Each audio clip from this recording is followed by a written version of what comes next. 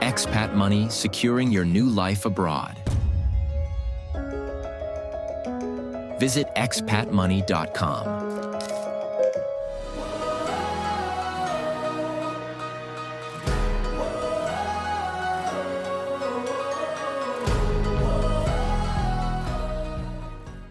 Welcome back to the Free Cities Online Summit.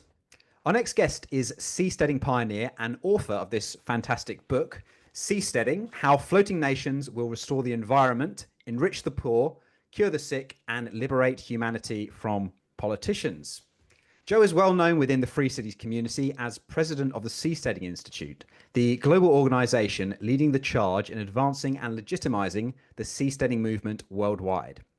In today's presentation, Joe will give us an update on where the global seasteading movement stands in the year 2025 and what lies ahead.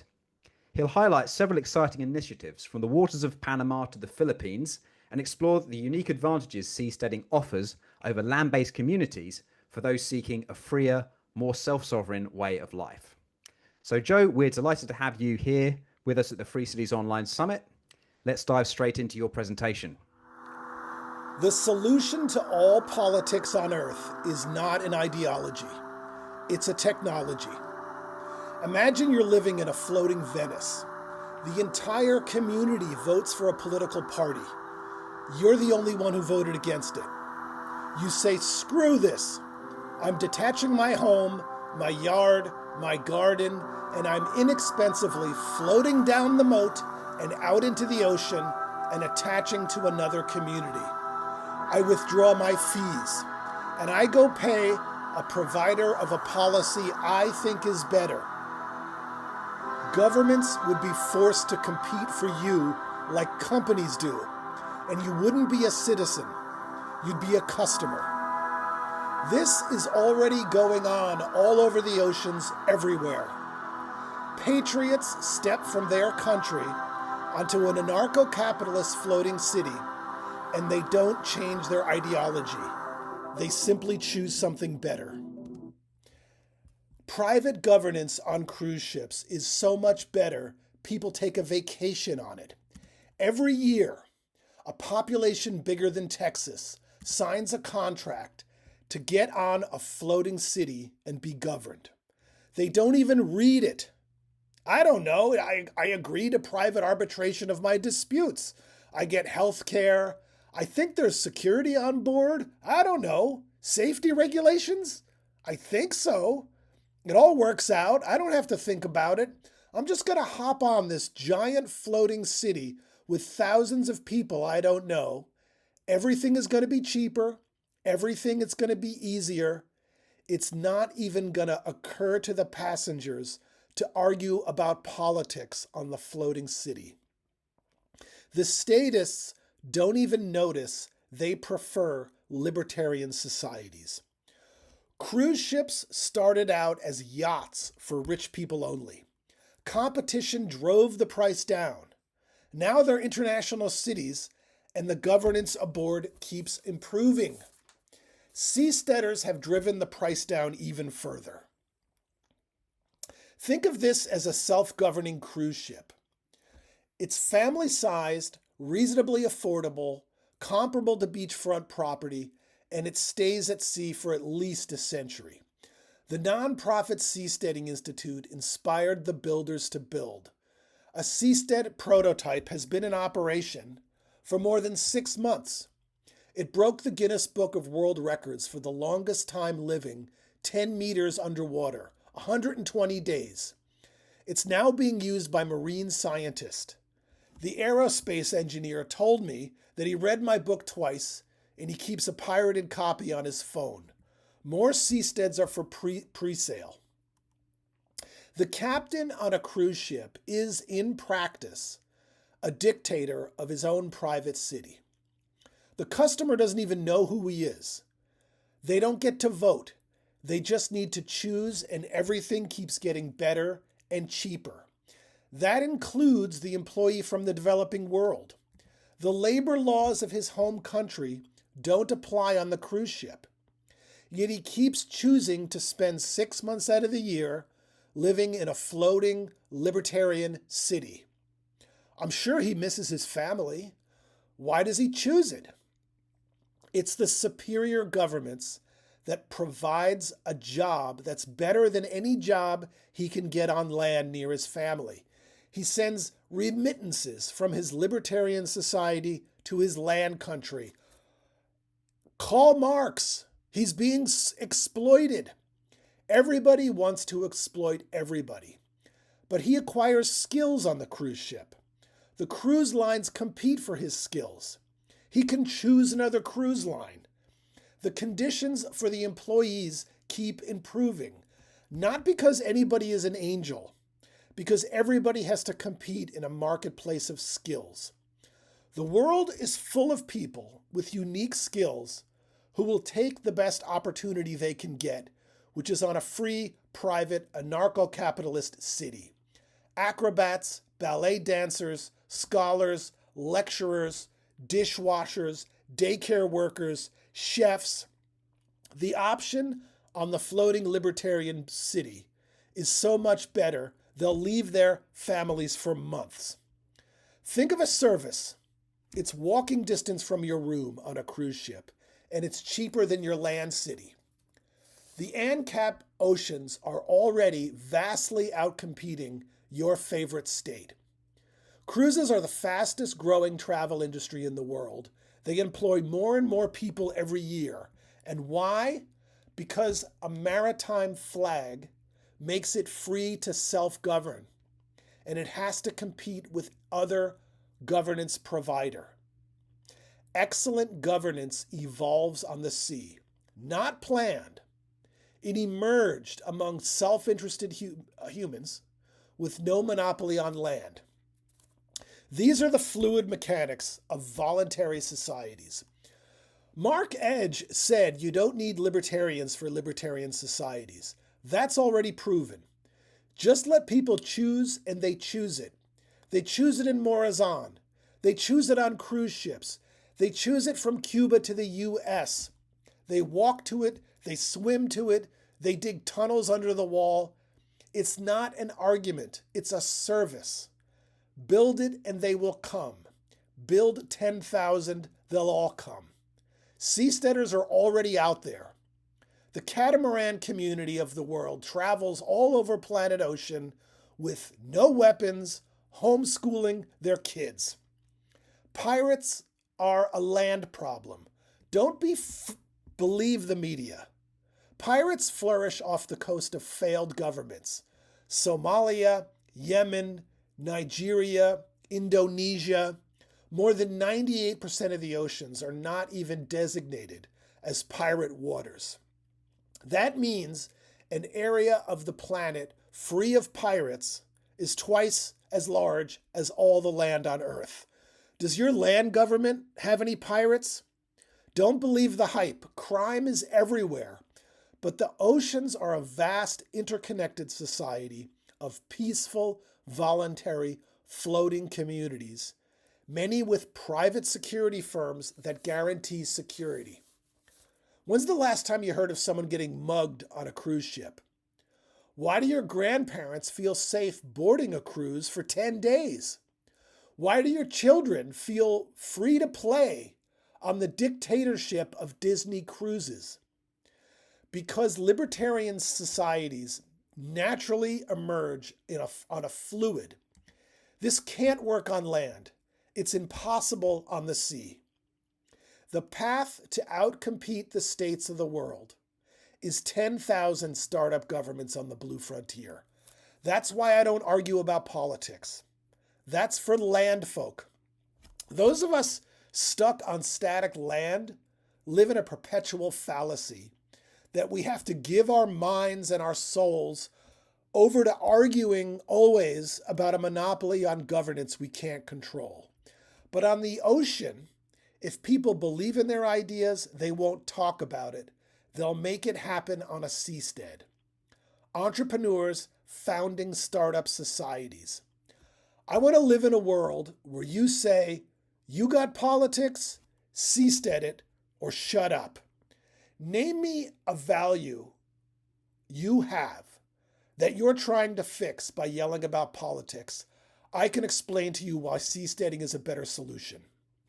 Progressives who love seasteading love it because it's the ultimate means to accelerate progress in good governance. Conservatives love seasteading because frontiers reinvigorate traditional values like responsibility and self-reliance, and it turns governance services into a business. Libertarians love seasteading because it's an excellent technology for creating voluntary societies that don't force anyone to participate if they don't choose to. Environmentalists especially love seasteading because it's an affordable way to mitigate sea level rise, increase coral reefs, store carbon, and increase the amount of life on the ocean. You can't be an environmentalist if you live on land. You can't make your society state-free on land. Seasteading is not a plan for society, but a platform for anybody to try their own plans for society. What makes seasteading different from land governments is that it allows you to create any kind of society you want. Do you have a plan to govern other people? If you're not willing to seastead it, you don't really believe in it. Most of the surface of this planet operates according to libertarian dynamics and progressive principles.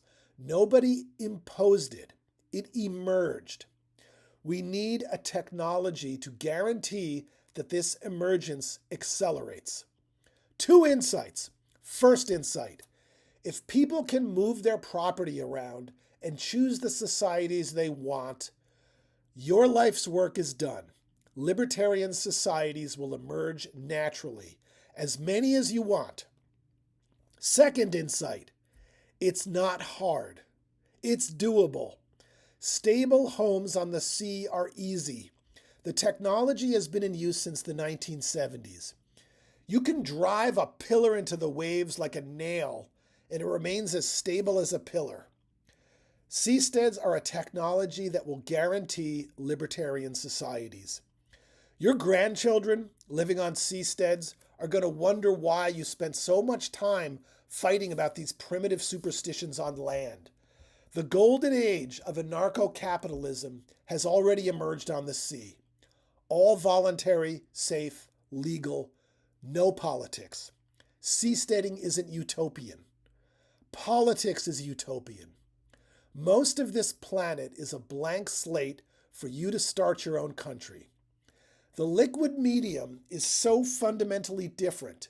You won't even words like country or nation or prime minister. These words are superstitions. State politics is magical thinking. The types of governance solutions that will be discovered in thousands of seasteads competing for you to choose them will not resemble any of the ideologies we're dreaming up now and trying to force on each other. It won't even be an ideology. It'll be a service. 1,000 voluntary services. The marine engineers have done their job. 2 seasteading companies on both sides of the world have launched seastead prototypes. Ocean Builders in Panama and ArcPad in the Philippines. Now we confront the final challenge for seasteading. It's a legal challenge, a challenge in international law. Seasteads, they're not a boat, they're not a spar, they're not a flotel. They're a combination of a flotel, spar, and coral reef.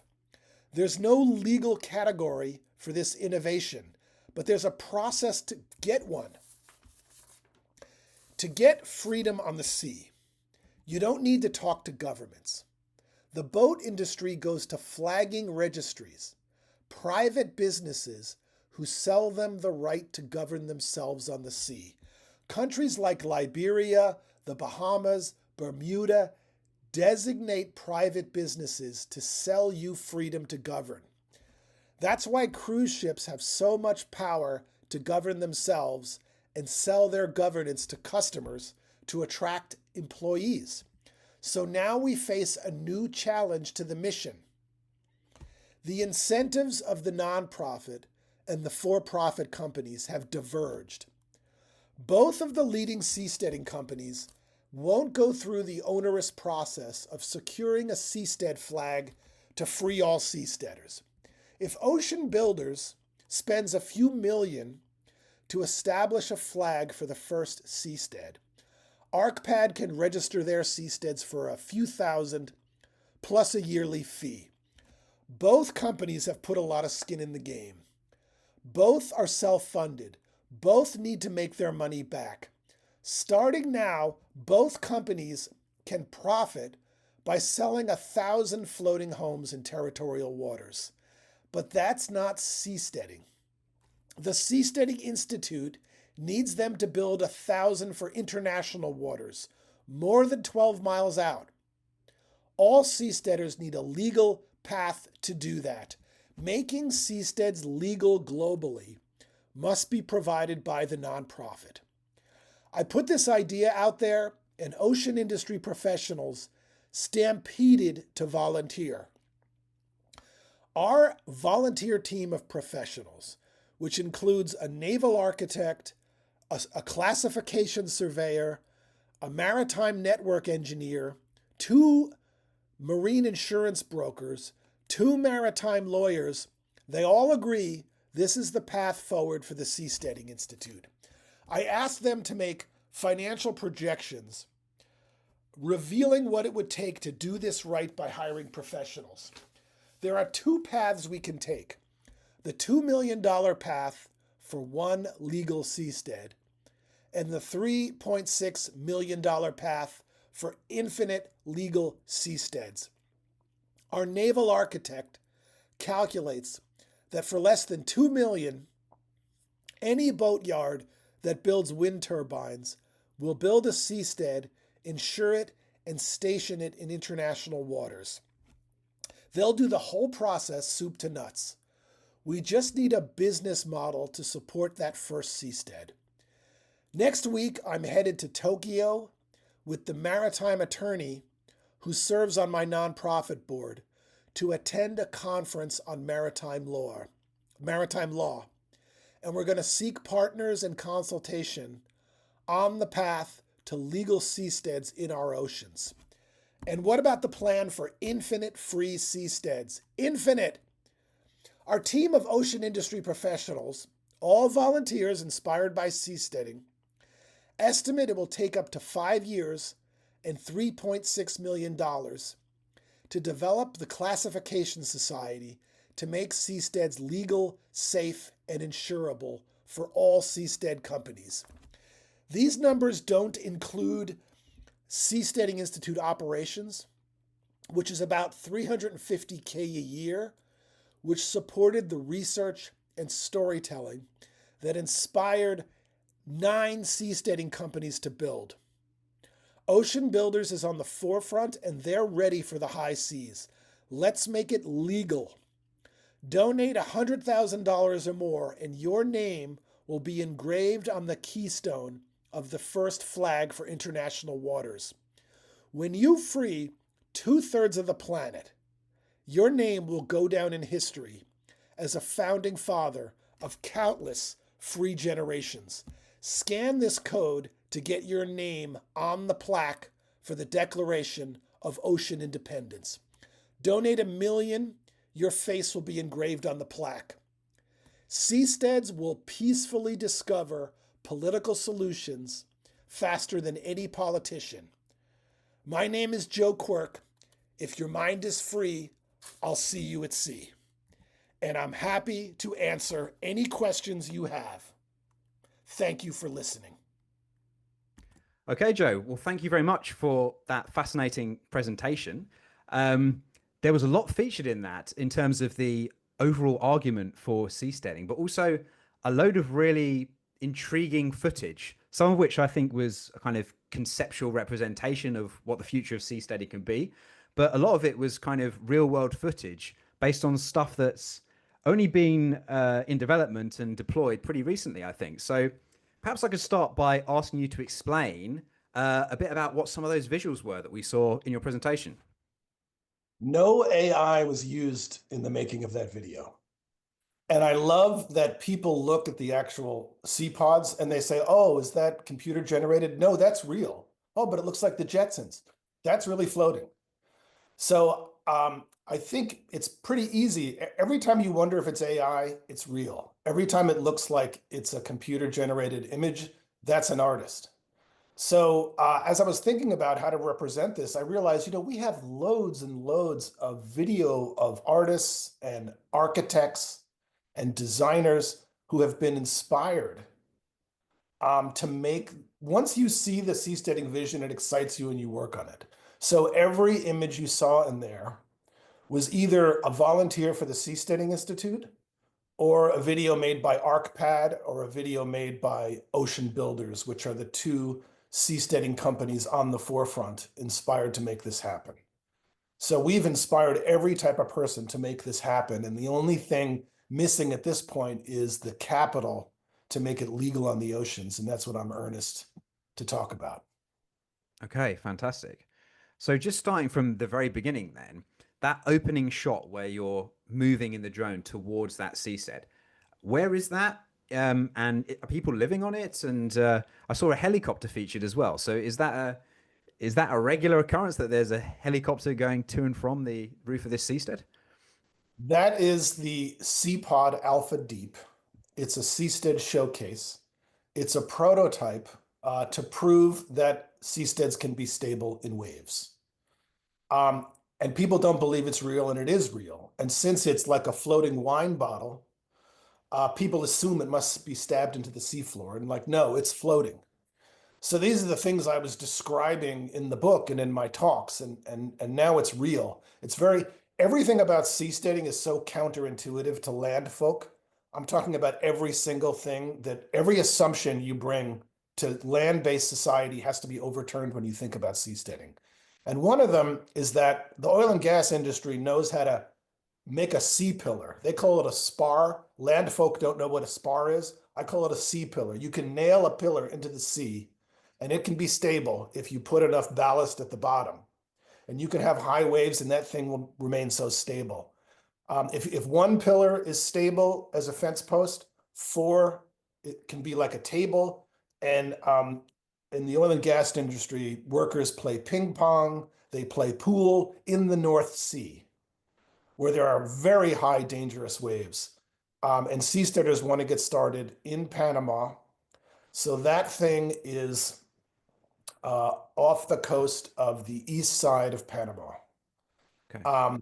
And if you want to go visit it, contact Ocean Builders and they'll bring you to it. And yes, people are living on every model they have. You can stay on it overnight if you like. And it recently broke the Guinness Book of World Records for the longest stay underwater, 120 days, which is all over the news. And for most people, that was a struggle. But for the engineer, it was easy. He just sat in a room and enjoyed meals delivered to him for 120 days and didn't really want to leave. So this is an extraordinary achievement. And so we've inspired the builders to build. That's just one company. On the other side of the world, we have ArcPad. We can talk about that in a moment. But what I'm realizing for the nonprofit is, Jesus, the engineers are doing their job. Now the maritime attorneys need to do their job. We need a way to define these vessels in international law. There's no such thing as a legal category for something that never comes to shore. And we can create that by negotiating with private businesses, flagging registries, which will grant seasteads sovereignty if they're willing to flag them. And then there's a process for doing that. And anyone in the ocean industry understands that process. But for land folk, it requires a lot of explaining, which is my job. Yeah. So obviously, I think many people in the free cities movement are interested in seasteading, primarily because they see it as a way of achieving greater self-sovereignty. If you're outside of one of the beauties of seasteading is that you can move your seastead to any location on the waters, and if you go far enough away from the coast of a country, you're outside of their formal jurisdiction. You're in international waters. So there are obviously stages to get to the point where we can establish some sort of seastead in international waters. So what we've seen in the case of Panama is basically something that's trialing out the technology. There's no specific legal status for that seastead there. It's basically regarded, I would imagine, as a Panamanian vessel of some kind, or a Panamanian fixed structure, similar to a structure on land. Is that correct? Yes, it's flagged as a houseboat, even though it Okay. doesn't resemble a houseboat. So when you're in territorial waters, they have their designations. And it shows how wide this definition is, because this thing is much closer to a spar. But in Panamanian territorial waters, which you're correct, goes 12 miles out, it's flagged as a houseboat. Now, that's not seasteading. The point of seasteading is some level of political autonomy, and you can get a lot if you flag it outside that 12-mile zone. So I want to create a new legal category, seastead, for these things. And the reason this is so important is that seasteads are a technology to render states impossible on the blue frontier. Most of the Earth's surface is a blue frontier where we can establish startup societies. And if you can move around, as you just described, and choose the communities you want, there's no foothold for a monopoly on governance to be established. And the oceans already operates this way. Yeah. Well, let's talk more about that then, because I've had a conversation recently with Mitchell Suchner about the idea of flagging. And I just wonder, he mentioned to me the idea of this seasteading flagged vessel. So rather than the situation now where seasteads, when they're moving to a location or deployed, still have to be flagged by a traditional country's flag, there would be a sort of specific seasteading flag, which is something you're working on, as I understand, getting that formally recognized, and that would come with a sort of separate set of unique seasteading laws that are different from any given country's laws. So could you maybe just explain what's the problem with just the existing system where you choose a country's flag, you abide by their laws? What is it that you can't currently do that you would like to do if you had that extra special seasteading flag status? So they have their categories. I'm just talking about the ocean industry in general. Yeah.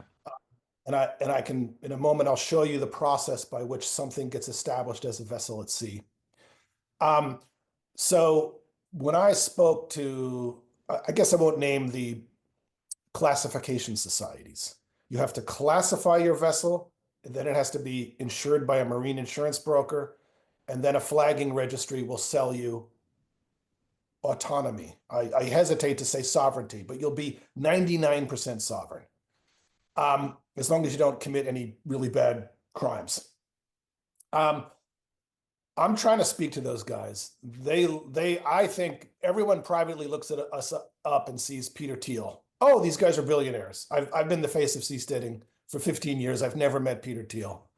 And then they send us regulations for oil and gas spars that are like 80 pages long with fine print. And they're like, well, here's your regulations for oil, preventing explosions. Here's your regulations for this. Here's your regulations for that. And it's like, we need 5% of those regulations. I remember the Bahamas business development guy, who was really excited to flag seasteads, was also frustrated. So there are actual flagging registries that reach out to us and say, yeah, we want to get in on this and make this happen. But standing in the way are these crusty regulations that aren't adjusting to this new technology. And they have no interest in creating a new category. So that's where I realized that's where seasteading is stuck. Once I put this out there, the Seasteading Institute needs to form its own classification society that specializes in seasteads. And we take 5% of the laws, regulations for a coral reef, 1% of the regulations for a spar, 10% of the regulations for a flotel. We make that all one category, and all these things already exist. And then we have a new thing, and this thing never comes to port. You can fix it out there. The standard safety features of a spar are all in place. We need a new category for something that's a combination of a sea pillar, a flotel, and a coral reef. And I put this idea out there, and I couldn't believe it. All of a sudden, people in the ocean industry who are secretly ANCAPs are reaching out to us saying, don't tell my colleagues, but I can help. Yes, I realize I'm taking you seriously because you just described the way this would need to go, and I don't know why you haven't done it already. And so we've had a ton of volunteer help from maritime lawyers and naval architects and marine engineers. We've had a lot of discussions. We've had a lot of work trying to correlate these rules and how it would work and how it would be developed. And they've come up with these two different ways we could go. There's some disagreement here. Best case scenario of all would be some private seasteading company decides to take on the onerous. Here, I'm going to show you the slide of how this process would work. This is the legal process. So seasteading is not an engineering challenge anymore. The key breakthrough has occurred on both sides of the world, in Panama and in the Philippines. The problem is when you move your seastead more than 12 miles out, there's two problems I want to solve. One, anyone can define you as a pirate and board you. But if you're within the flagging ecosystem of the world, then you're protected. So a maritime flag offers government protection without inducing government control. So that's a glorious legal hack that we can very rapidly get there, but we need to go through the process. So the most likely way I imagine this was somebody commissions ocean builders, someone wants to buy the first seastead. And then they build the next iteration for more than 12 miles out with a classification surveyor on their work site, which is how it works with boats, who is going through saying, okay, this metal needs to be, this many inches, this needs to be this, the windows have to be welded this way. Ocean Builders already knows how to do all that. There may be some new rules like, if it's going to never come to shore and it's encased in coralcrete, we need to make some rules about that for safety. And in India, there are just tons of marine engineers graduating, very highly qualified, that can be commissioned for this at low price. Once a classification society, possibly run by the Seasteading Institute, is willing to classify this thing as safe, and there's like 50 classification societies all over the world that compete to be the ones that certify your vessel. But none of them have a category for seasteads, and they have no financial interest in doing this because they bring in all this money from the oil and gas industry and the yacht world and all this sort of stuff. Once it's classified as safe from a respectable classification expert, which is some of whom are already volunteering to help the Seasteading Institute, that's when a marine insurance broker, we have more volunteers like that, may insure the vessel. So design it, classify it as a seastead, create that new category. A classification society stakes their reputation on, you follow these rules, you pass, it's safe. Then a marine insurance provider is willing to insure it. That's also going to be a challenge. But as soon as that happens, I think the next part is easy. That's when the flagging registries will feel confident flagging these things for a yearly fee. And this is how they make a living.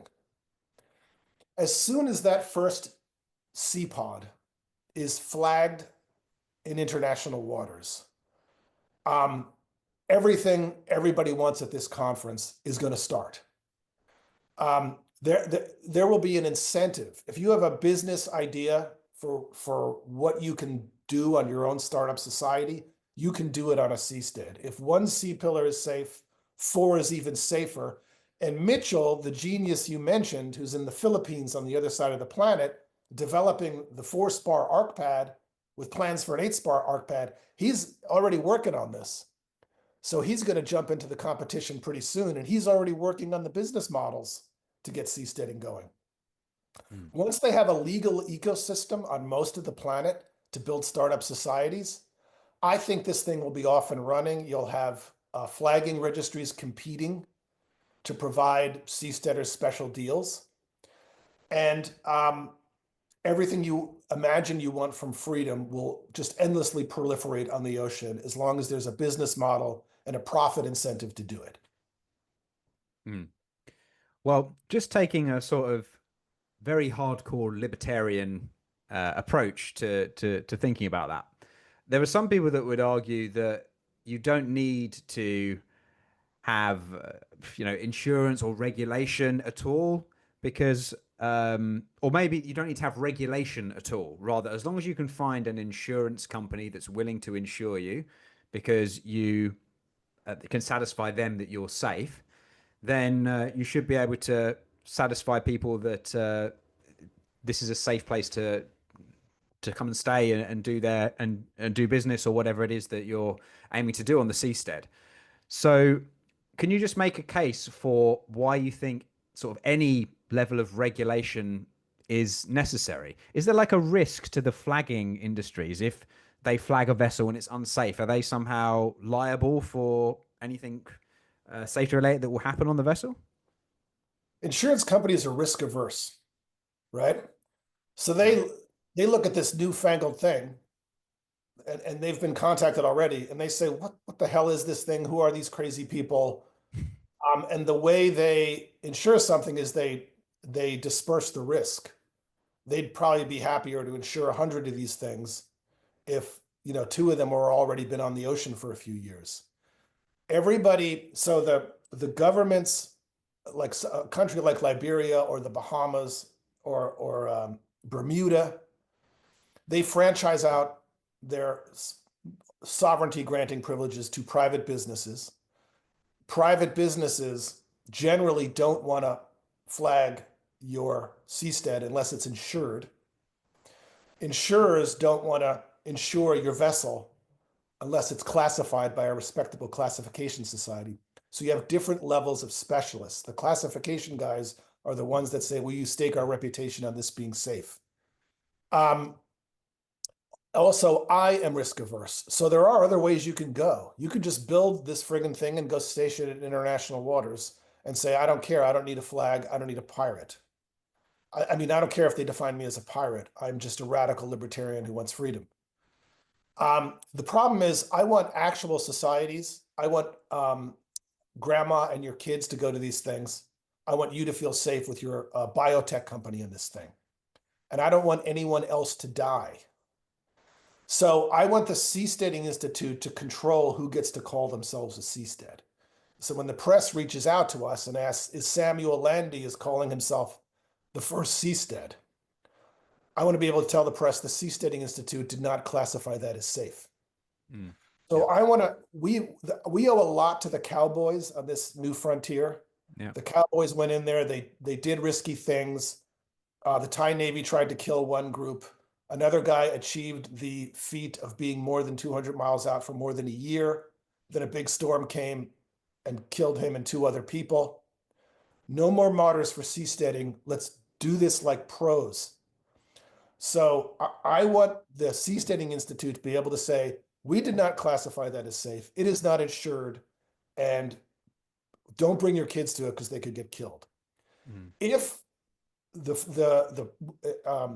we move on from cowboys to the professionals, and we classify these things, insure it, and flag it, we will feel safe saying seasteading is off and running, it's legal, and there's not much they can do to stop it. Now, I would love to take all this off my hands.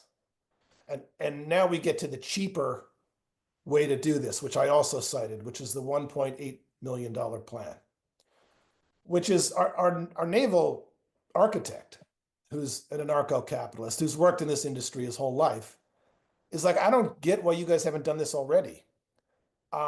Any boatyard will build this thing. They already build these that are 100 times the size for wind farms in the North Sea. If you want to build it at 1% of the size, at 1,000th the cost, they will design it, they will classify it, they will insure it, they will flag it, and they will station it for you in calm equatorial waters, which is where seasteading needs to start, because the waves generally never get higher than 5 meters, maximum waves. You have to design your seastead for the maximum wave in that area. And I really like the idea of people who don't care about seasteading establishing the first seastead at a cost. So my maritime attorney and I are headed to Singapore to attend the Maritime International Tokyo Conference. My nonprofit board said, yeah, we need to seek partners. We need to, you and the maritime attorney on our board need to go there and talk to specialists in international law and say, we're ready to do this and we need to make it legal and we want to be pros. We don't want to be cowboys anymore. How do we make this happen the right way? I hope I answered your question.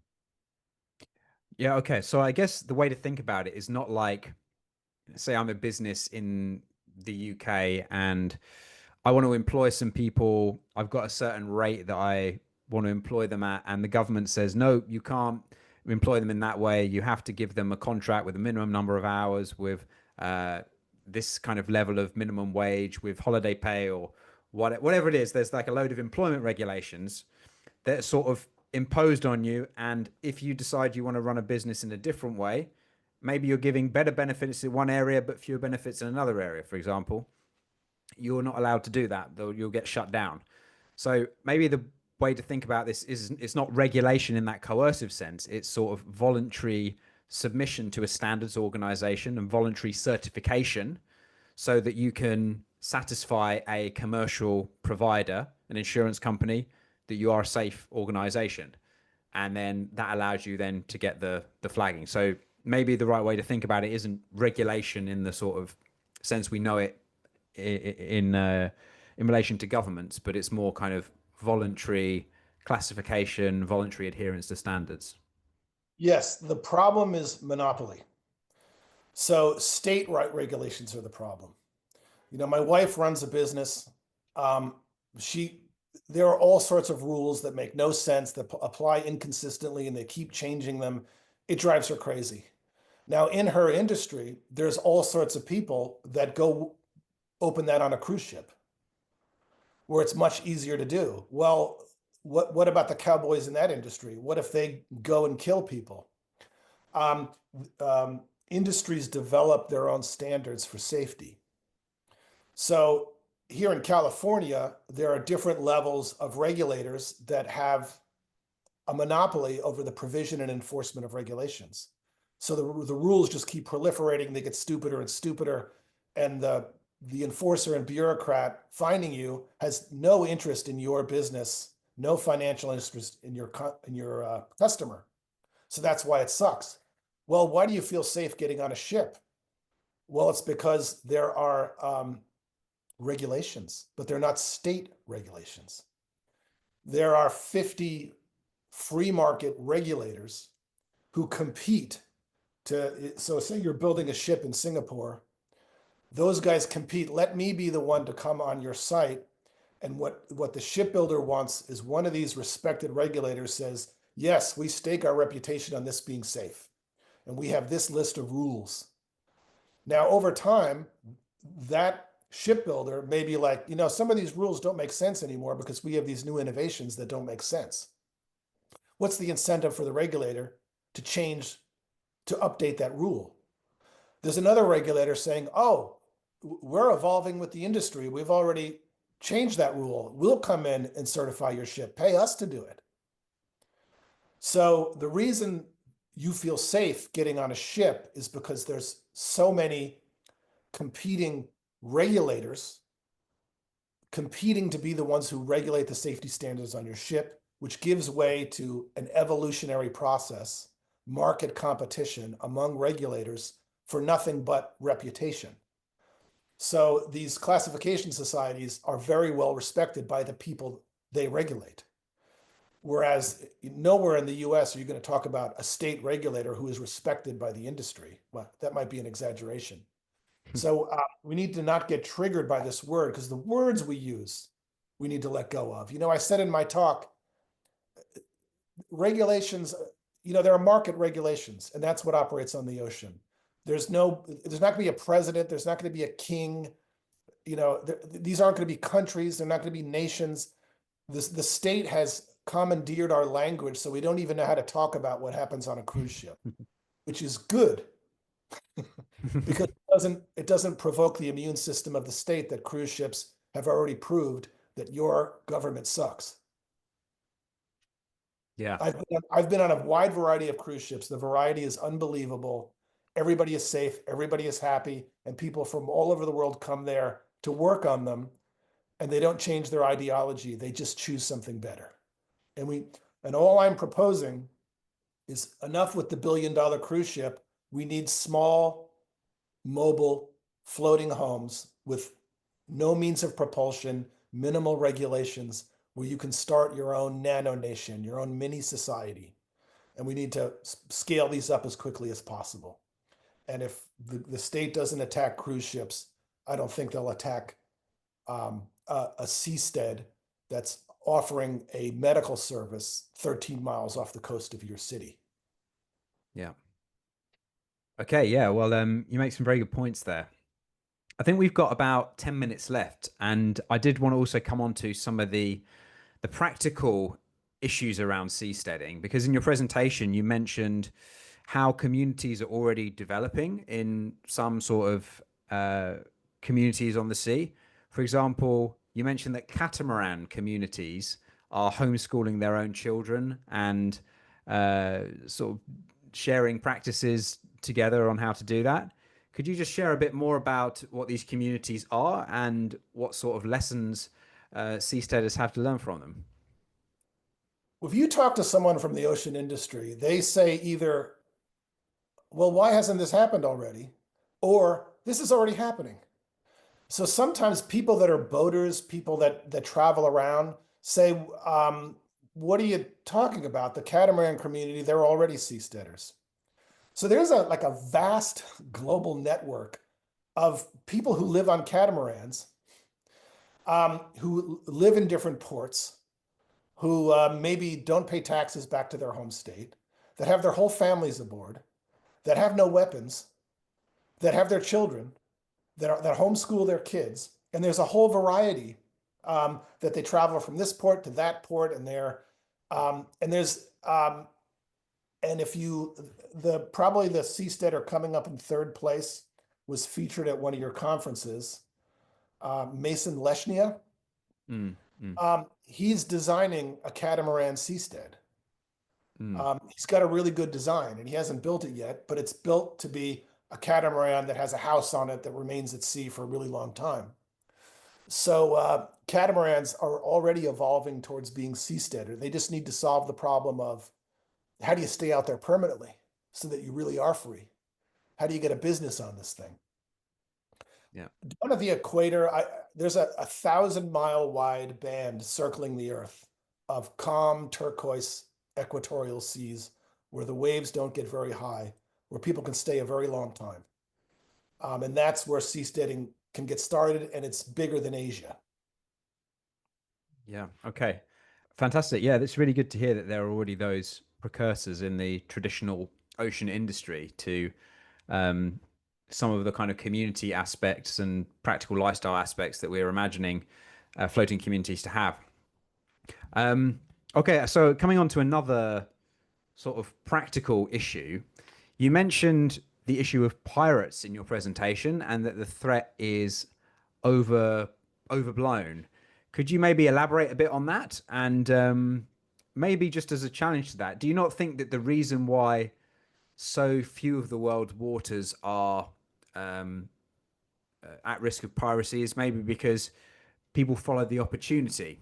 So if there were these large groups of seasteads off the coast, wouldn't they just simply attract new trends in piracy? And if they did, how might you defend seasteading communities from pirates in a legal way? Pirates are a land problem.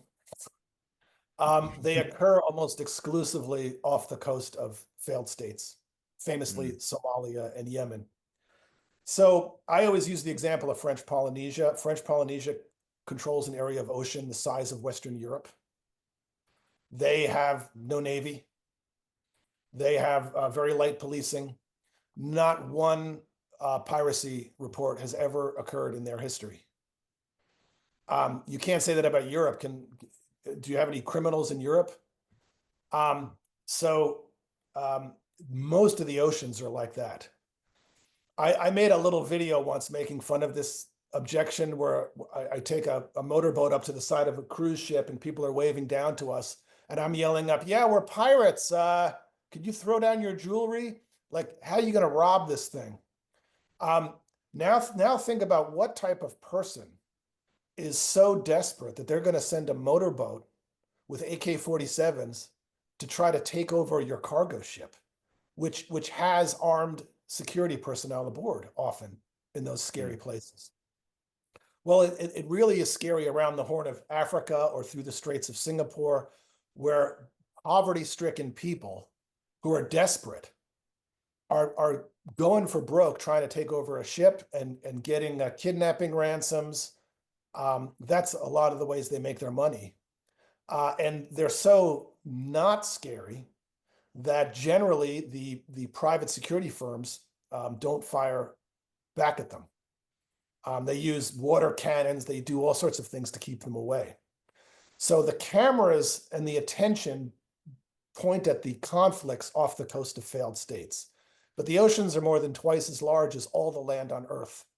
It's not crime-free, but it's crime is part of human nature.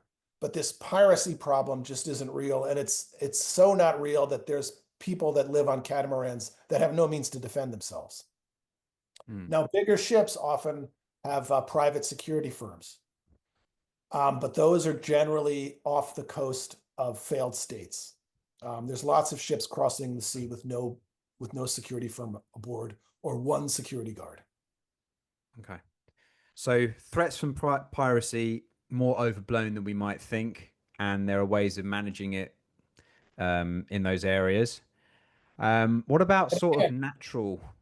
I So also want to point out tons of private security firms competing to protect you at right, low cost, just like the regulations.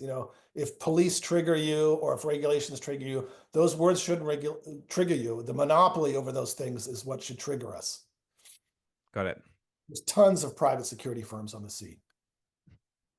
So what about then the natural risks? You showed that great map of different territories across the world where it would be safe to set up a seastead due to the natural conditions there, the wave, the maximum wave heights, etc.